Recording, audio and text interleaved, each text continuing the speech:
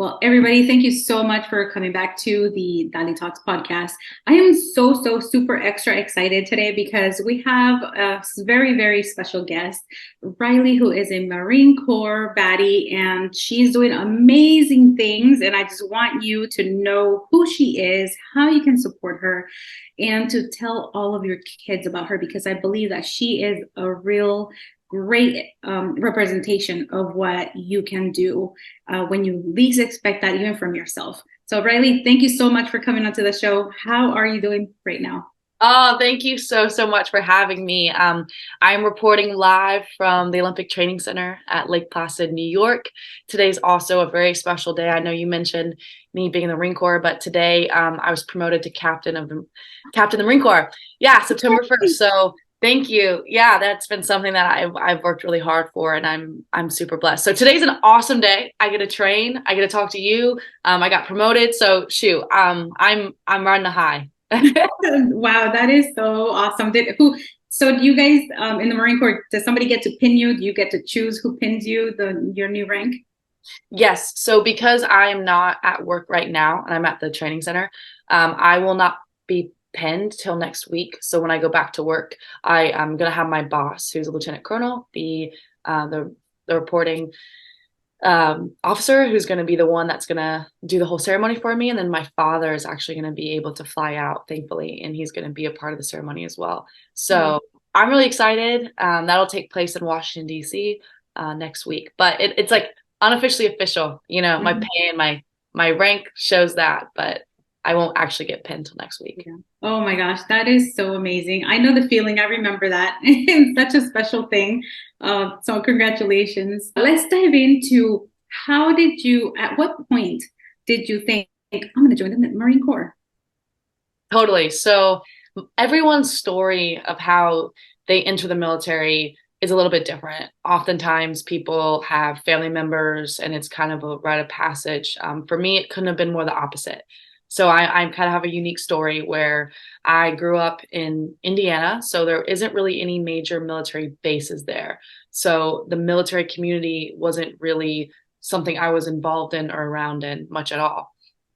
And I was an athlete my whole life. So I accepted a college softball scholarship to George Washington University in DC.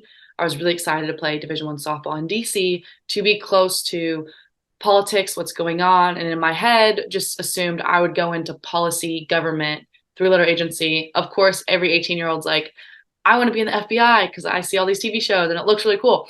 So that's kind of where my head was.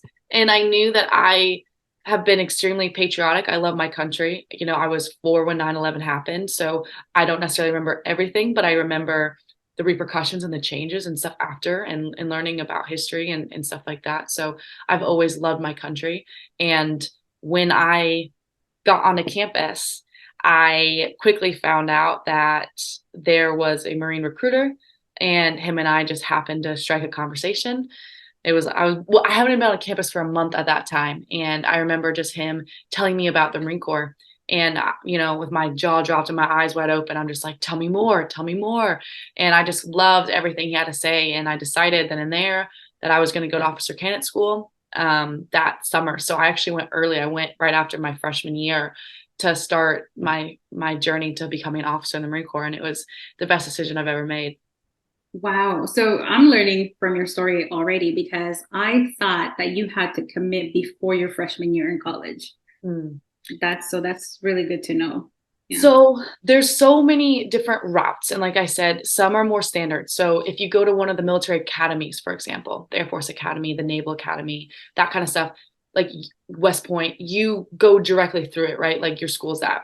There's also what a lot of people know is like the ROTC. And for that you do, right? Because you're on scholarship majority of the time. You actually could walk on like sports teams to ROTC. You just don't have the scholarship. That's also a possibility.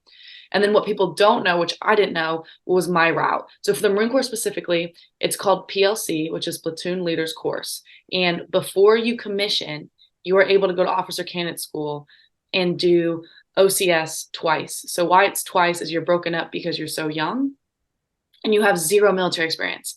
So I went for a 6-week course and then go back for a second 6-week course, and they were different courses. So, for example, when I went for my first 6-week course, I learned all about the basic military education and learning about like a fire team. So just how to function in a group of 4, very small level military knowledge. The second 6 weeks was more advanced. And that's where all of the ROTC kids came with me. And so that was more squad level and getting into more like platoon level. So much higher. You already are expected to know the basis of military knowledge. And that's kind of how they catch everyone up. And then if you go to the Naval Academy and you choose a Marine option, you don't go to OCS, you do a small course, and then you go straight into your commissioning. So there's so many different levels. And for me, it worked because I was a college athlete. So I was already on a scholarship. So I didn't necessarily need the military scholarship. It allowed me to be fully a college athlete, and then just over my summers, like an internship, you would say, train and like be involved with the military. And I still had my college experience, my college athlete experience, and didn't have any necessarily ties that I owed to the military until I commissioned. Ah, I see. So you said you were on full scholarship already and you committed. So at that point, are you expected to serve in the military a certain amount of years, or does that come after? So no, and that's what's crazy. And some people decided not to. So you were able to go to officer candidate school with this program, and you didn't decide until you graduated, because you can't become an officer until you have, have completed college. And that day, your commissioning day, you either accept your commission or you deny the commission. If I would have denied the commission, I wouldn't have owed the military anything. Okay. So technically, you could say, hey, I just did 12 weeks of military training. Maybe that's something that looks good on my resume for a next job. I tried it. I didn't like it. This is not what I want for my future. In my opinion, I've never seen that happen, because you fall in love with it, and it's never what you think it is. And you work so hard to earn something, and that feels so satisfying that of course you want to take what you learn and apply that. And my contract was 4 years of active duty, which seemed maybe like a lot when I was thinking about it at 22 years old. And now that I've completed those 4 years and I've gone on, I'm like, those 4 years went by like a blink of an eye. Like it was so quick, and people talk about their college and they're like, oh, college flew by, best times of my life. I think the same thing for my first 4 years in the military. Like it flew by, it was the best time of my life. Like all the stuff happened. I grew, I learned, I traveled. And now, I'm on year 5 and just like looking at this, and I'm like, I can't believe how fast it went. And that's really not that big of a commitment compared to what it may seem like when you're young. Yeah. Oh my gosh. Yeah, I completely agree. The years just fly by because you're discovering so much, you're traveling, you're learning.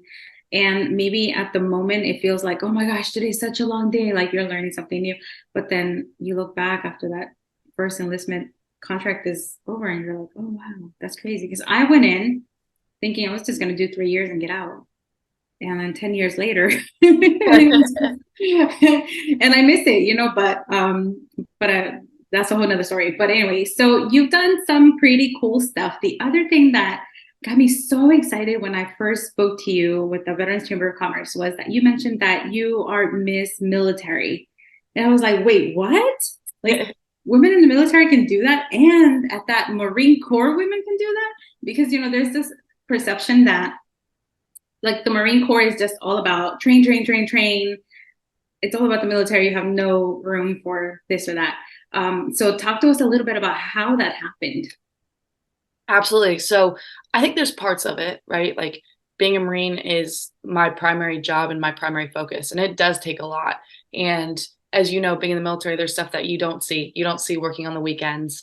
Sometimes you don't see, like, you don't have 9 to 5 hours, like I was just on the rifle range a couple weeks ago. Like I wake up and I have to be there by 04, like be there ready to go. Like I'm waking up at 2:30, right? Like people don't see that. There's no overtime, right? So all to say, like that is my primary focus. However, as you know, being able to balance and time management allows you to do other things that you want to do. And I just have a bunch of desires and things that I like to do outside of the military. And I was approached by Calvin Hill on social media, and he's like, "Hey, there's this pageant.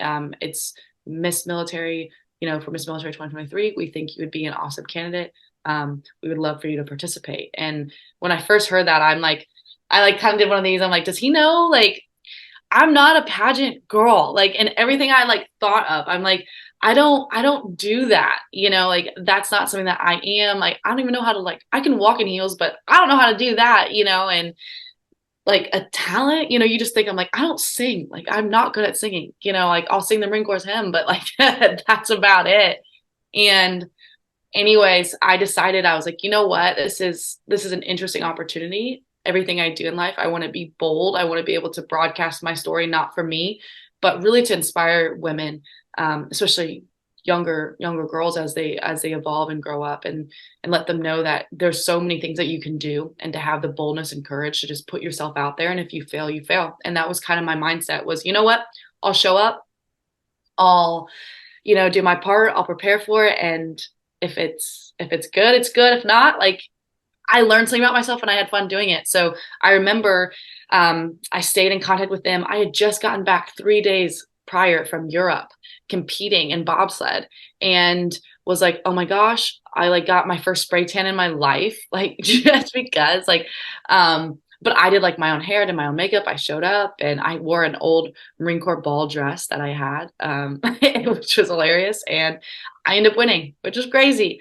I think it was hard for everybody when they saw that my talent was bobsled. That was just kind of so unique. And I was able to just highlight and show one of my races in Europe and what that looked like and everything like that, which was awesome. But again, like it was one of those things of like putting yourself out there. And by no means do I recognize myself as like a pageant queen or princess or anything like that. Like there was no swimsuit category. It wasn't really about beauty. It was about volunteer and working in our veteran community and what we're doing to give back.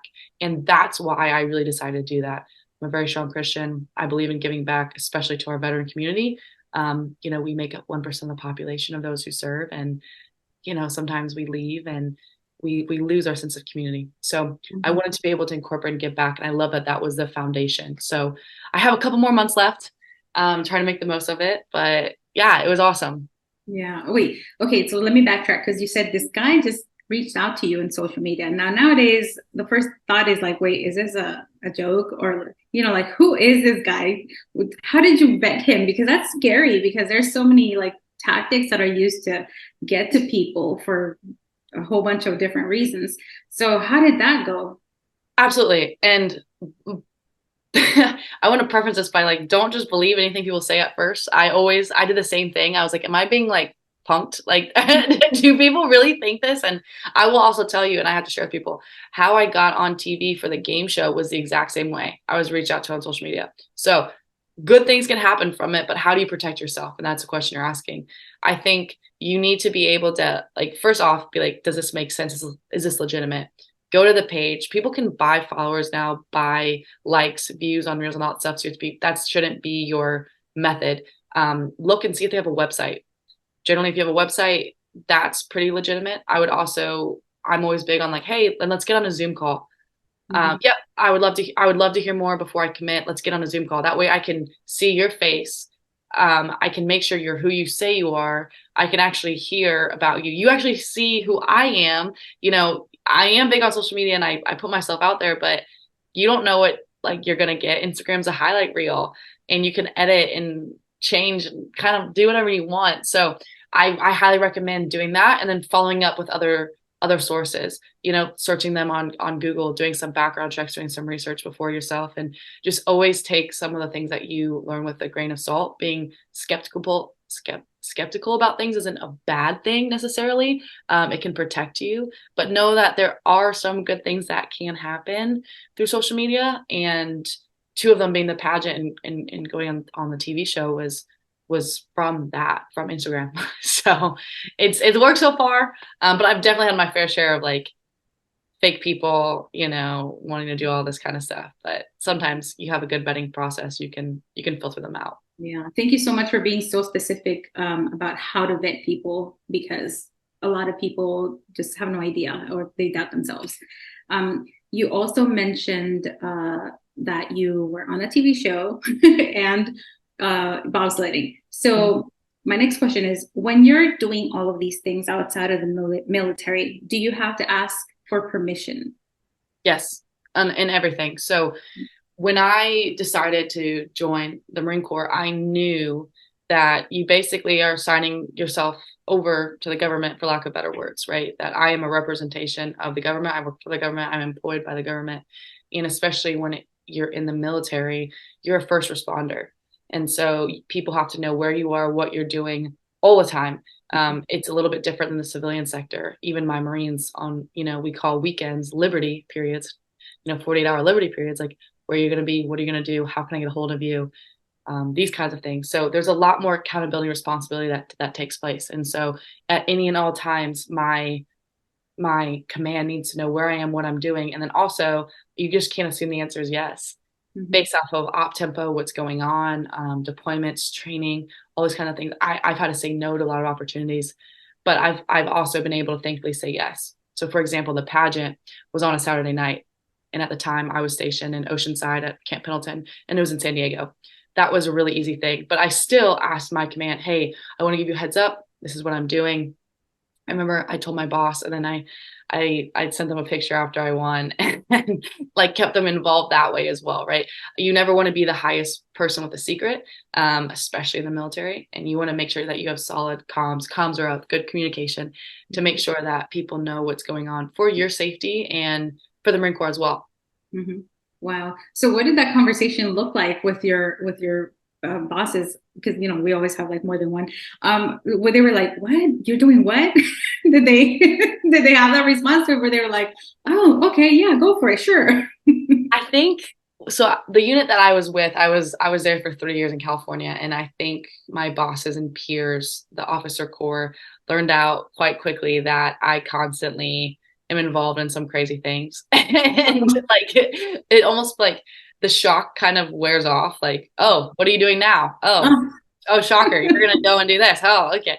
And so there's like this running joke, but yeah, every time, it's like, okay, is this a good idea? I also had to make sure that I talked to people within the Marine Corps when we were looking at like comstrat, communication strategies, and like talk with them about what are strategies of communication. How do I represent myself as a Marine in civilian attire on TV, on a pageant? What are things that, not them telling me what I can and cannot say necessarily, but hey, like remind yourself, like these are certain things that you sign up for. Here's, certain things that we just don't talk about.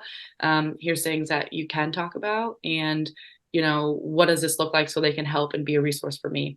Because we all know once you say things, whether it's on social media or anywhere, like that stuff will stay with you. That stuff can get you fired. That stuff can make, ultimately the Marine Corps look bad. And the last thing I want to do is ever jeopardize, the greatest warfighting organization's reputation. Mm-hmm. Yeah, absolutely. I know that I know that aspect coming out of the military, because I've done a lot of things, and I like when you write a book and stuff, you have to, reach out to them and have them review everything and approve it and stuff. So it's different.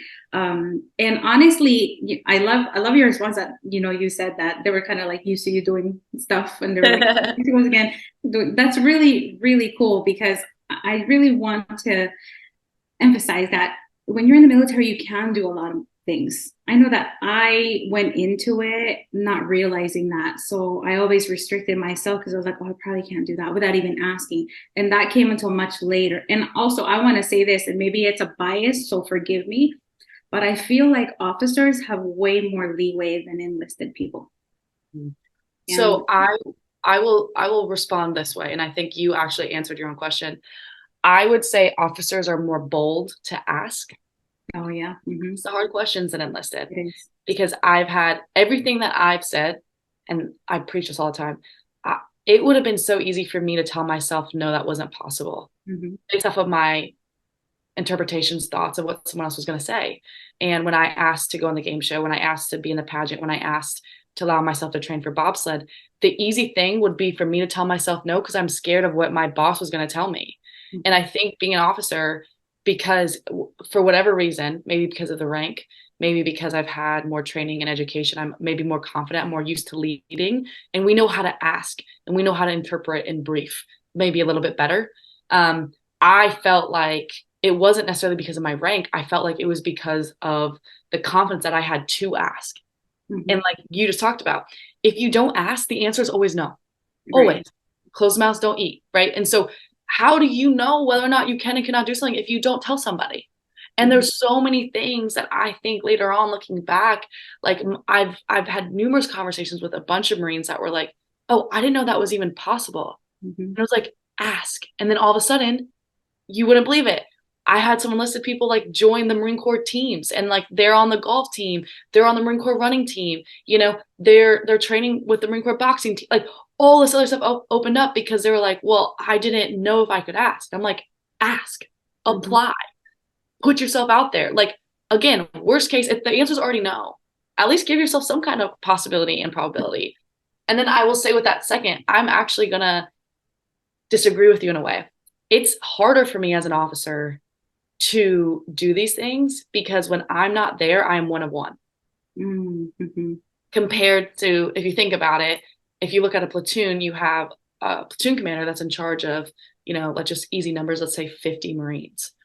And how many Lance Corporals are there? How many corporals are there?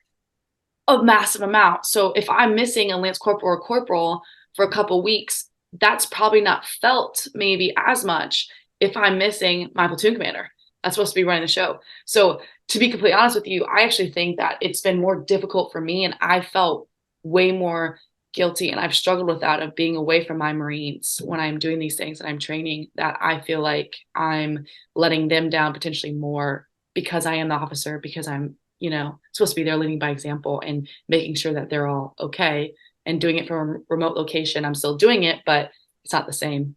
Yeah, no, I love your response to everything you just said, because there is a lot of truth in a lot of what you said. And I want to add one thing. I feel like the officer corps in any military branch is like there's an essence or an atmosphere of stepping out of that box and asking those questions. And even when I got out of the military, I remember a lot of officers had all these jobs lined up, and I was in E6, and I was like, what the heck? I have no idea what I'm going to do. I have no prospects. And it's because there's like a different vibe where it's like, hey, you take care of yourself. And then we're in the officer course, like, okay, how can we help each other? Like networking is huge. And Yeah. I admire that so much. And I think I really truly saw that until I got out, because I was like, what the heck just happened? Like my buddy who was an officer and, say like did 10 years just like me, he's got all these prospects and I'm over here like, shoot, what do I do? And that adds to the whole like how you feel, when you get out of the military. That's a whole another talk. But anyway, let me go back to you because because I can only imagine how your Marines feel about you. I mean, like a sense of pride that you're doing all of these things. You're being a really great example that you're not limited to just being that military person. And that's actually probably, in my opinion, if Riley was doing this, Riley's going to have no problem moving out of the Marine Corps at one point or another and just like stepping back into civilian life without a problem. Maybe not as much, like you won't struggle as much as others because you've been stepping out and doing all these things, which is amazing. So thank you for doing that. And especially as a female officer, that's really important. We need those examples. Well, let me now pivot to the show. How, at what point was this? Was this before you did the pageant or after? It was before. So I remember it was summer of 2022, early summer, maybe May, June. And I knew that I had a very high chance of making the United States national team for bobsled, which is the highest ranking team. We had some people retire, which opened up some spots for me to potentially move in based off of some accolades and achievements I had had the year prior. And I knew that funding was going to be extremely tough. And I'm, like I said before in this podcast, I'm a very strong Christian woman. And I was very worried about the financial commitment of doing a full World Cup tour with like half of the races in Europe and half of the races in some of the most expensive, beautiful places in Europe, and having to transport a 400-pound bobsleds from here to there, lodging, food, gas, sled rental, like all of these things you could possibly imagine. And I was just praying about it. And I was just like, all right, God, if this is going to be potentially an option for me to make this national team and go there, I want to be able to compete. help me find a way financially because I'm stressed. And I remember I got a message on social media and was like, hey, I'm with the casting department for the show. I think you'd be a really great fit. Let me know if you want to hear more about it or you consider it. And again, like how many weird messages I get to, I'm like, all right, I'm going to get pranked. And then I looked at the guy's profile just for whatever reason. I'm like, well, if this is true, this would be really cool. And he had a blue check mark. I Googled him in LinkedIn, like that was his job description. I Googled the show. I did some research. And so I ended up responding back with what I said. Hey, thank you for reaching out. I would be really interested to hear more. I would love to schedule a Zoom call for you to like see me to see you, and we can just answer some questions that I have regarding this. And maybe my biggest question was, are you real and is this real? And so it was. And it was a game show that required two people. So it was a partnership. And I remember I asked my mom to be with me. And so we submitted a video as they asked. We went through, I think, maybe 3 or 4 rounds of auditions, and we ended up getting selected. And we filmed later that fall, and it aired in March 8th. The episode filmed. It's called Lingo, episode 7. And my mom and I were able to be on TV, and ultimately we won, which was incredible. So that was one of the most amazing experiences, and God provided. And I was able to actually completely fund my whole season last year and compete on World Cup and World Championships in St. Moritz, Switzerland. So I am just so blessed. But again, like if I wouldn't have put myself out there, if I wouldn't have asked those questions, if I wouldn't have asked my boss, if I wouldn't have asked God, for help, like none of this opportunity would have happened. And now that's something that my mom and I share and will cherish for the rest of our lives, of something that we've done together. Yeah. Wow. That is incredible. So what was what was a challenge again? So yeah, it was a game show. It's called Lingo. It's very similar kind of to like Wordle. It's a word game. And so Okay. it's an hour episode, and basically you're timed and you have to be able to figure out words with only the first letter. And then every time you get it wrong, you lose money or it goes to their team. And it's a fascinating game. It's so fun. It's high pace. Like people joke and been like, me and my mom are blondes. They're like, how did you win? I'm like, no, we practiced every day for months before going on the show. And it was the most nerve-wracking thing, but we crushed it. Yeah. So it was awesome. And And- it's free on Paramount Plus. okay, I will be watching it. That is so cool that you got to do this with your mom. Mm-hmm. Not a lot of people get to say that. I went on a show with my mom and we won. Yeah. Yeah, that's really cool. Okay, and now let's talk about your bobsledding. How in the world did you go from softball to bobsledding? I'm glad you asked it that way, because that's exactly what happened. Playing softball in college, I played at George Washington University. There's a girl, it was a woman who also played there, who went bobsled post softball, and she's a 5-time Olympic medalist. Her name's Alana Myers Taylor. She's a boss lady. She's awesome. And when she won silver in 2018, she was invited back to George Washington to be presented an award. I was selected to present her the award. And when I just heard her story and what she did and more about the sport, I just kind of fell in love with it. But if you remember, I already had been to officer candidate school. I already made a commitment, and commitments mean things to me. And I love the Marine Corps so much. I was like, I'm not doing anything else. Like, this is it. But I tapped my teammate next to me and I was like, in another life, I would be a bobsledder.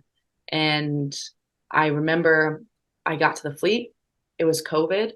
And I found myself missing my why, or what I was working towards every day.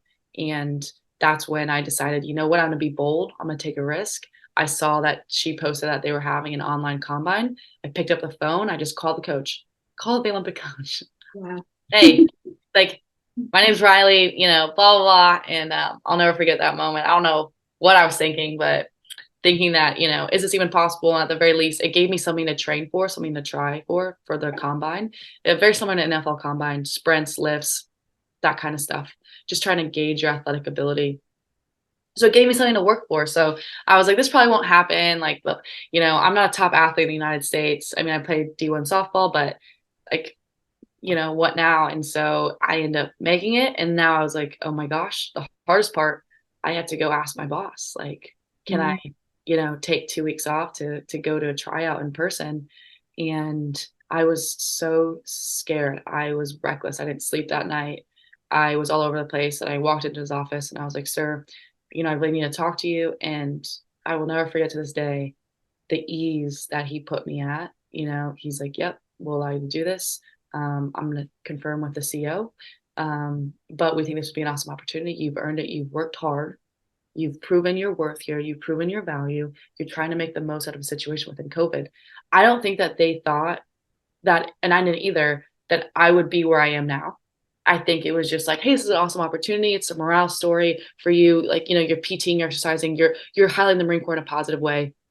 We'll allow you to go. And I remember I was working remotely because, like COVID, a lot of people were teleworking, especially in the military, because we were in a new environment and we were trying to navigate it.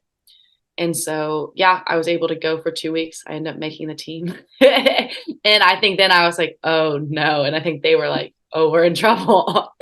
And so, 3 years later, I made the national team, which is the highest ranking team. I competed in world championships. I finished top 15 in the world this past season in both disciplines.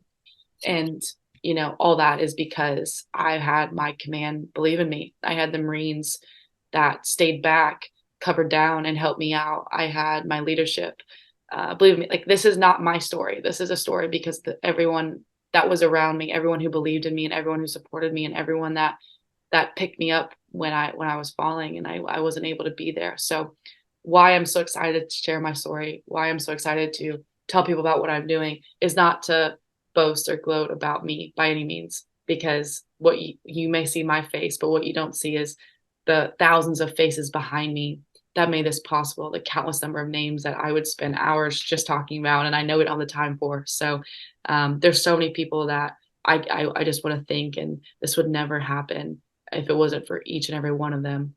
And I'm just so thankful. I'm so blessed. It's been a ride. Yeah, you definitely are blessed. Let me tell you, because I witnessed throughout my 10 years moments where people would ask for certain things, and because they had that mindset of, no, you need to focus just on the military, and so they would deny permission to do X, Y, and Z. So that's incredible. What a gift. And here you are representing the Marine Corps and yourself, of course, so well. Does the Marine Corps help with any of the funding, because you are in a way representing the Marine Corps? No. And that's something that I never wanted to ask for. And so I won't ask for.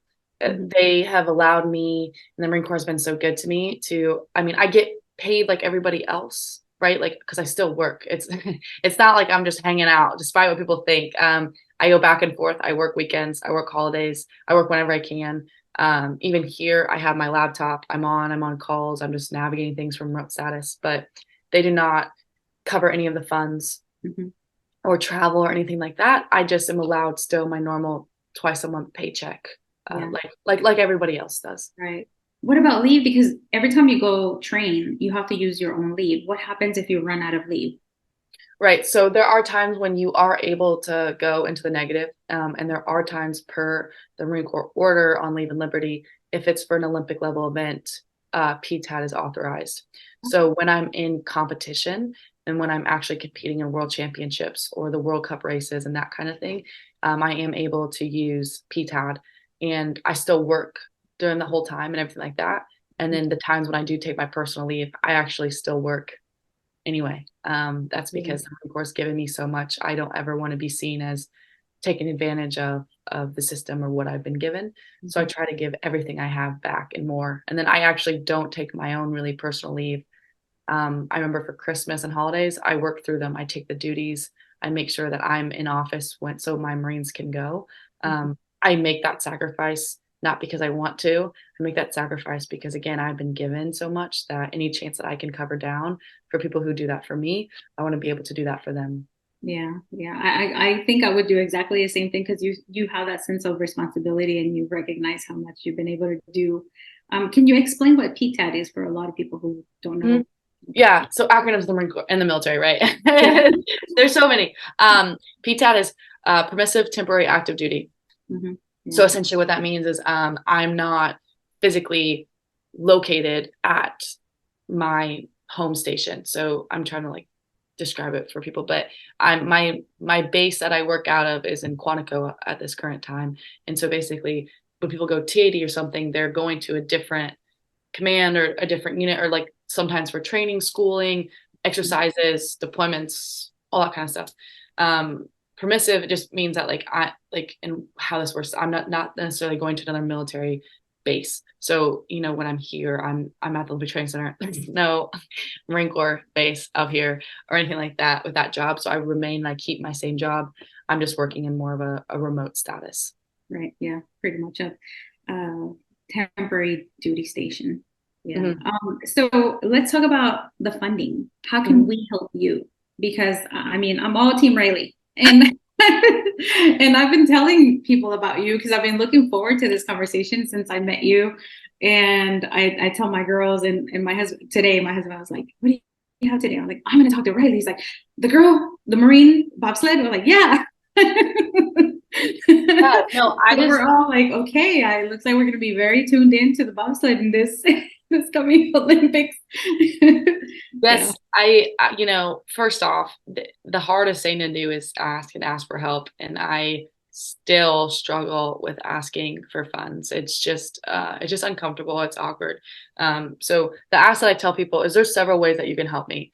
The first is if you're a person of faith, I always say you can help me by just praying and praying for health, praying for guidance, praying for safety for me and my team and how we operate, and praying that the Lord uses me through sport to glorify and highlight him. That's an easy thing that people can do. The second thing, and it sounds silly, just follow me and reshare myself on social media.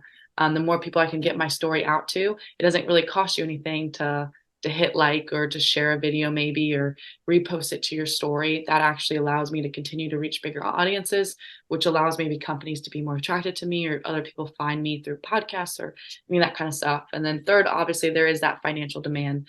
Team USA and Team USA Bobsled, the federation, we are not funded by the government. So a lot of other countries for their Olympic sports are funded by the government. We are not. So that means that we have to find our own funds. And for Team USA specifically, we do not have enough funds to cover all of our athletes. And so we have high ranking level athletes that are not completely funded, which is disappointing. So not only do I do the sport, I actually lose money doing the sport. I pay out of my pocket, but that's how I love it. I'm here for the right reasons. But anyways, essentially, I try to align myself with veteran-owned brands through sponsorships as a Team USA athlete, not as a Marine.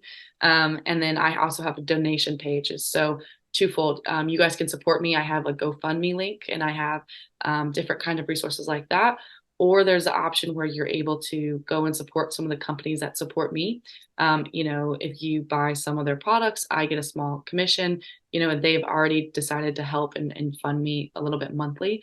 And then, sometimes there's people that are like, hey, maybe I don't have the money, but you have a service you can provide, right? Someone's like, hey, I'm a meal company. And I'm like, oh my gosh, that would save me so much money. Or like, I'm a supplement company, or even, I don't know, I work for Delta Airlines and I can help, give you miles for flights, that there's so many ways. And people have been so creative. Like, hey, I can get you a pair of shoes. I work at Nike, anything like that. I'm like, oh my gosh, I'm not going to say no to anything. And there's different ways that you can help and support. And then the other way, lastly, too, that I'm able to do stuff is just highlight stuff through speaking engagements. So if anyone else has a podcast or coming out to schools or businesses or all these kinds of things, I think I do have a wide variety of a resume that I can speak to a lot of different things and topics. And I'm really trying to get more involved with that and get in front of people and kind of go into the more of the motivational speaking and sharing of my story. So anyways, I know that was a very loaded answer to your question. There are so many ways. There's so many ways to be creative, and I'm here for all of them. So yeah. No, I love your response. I love that you gave people a lot of options. So you said prayer. I truly believe in, when you speak something out, it's like it happens. The other one was your social currency, sharing videos, letting people know about who you are and what you're doing.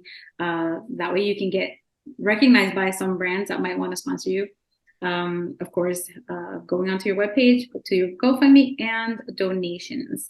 So that, yeah, that's great. And I love that you said also the in-kind gifts, like giving the meals or the supplements or whatever. So there's so many ways. And I think that people do forget that you can help out that way and that it does matter. And for people who are listening and they're like, oh, I don't have money, every single dollar, it could be just $1, everything counts. Cause I mean, I'm sure you have big expenses, just flights alone. Like what you said, I didn't even think about it. That you have to ship the 2 bobsleds. That cannot be cheap.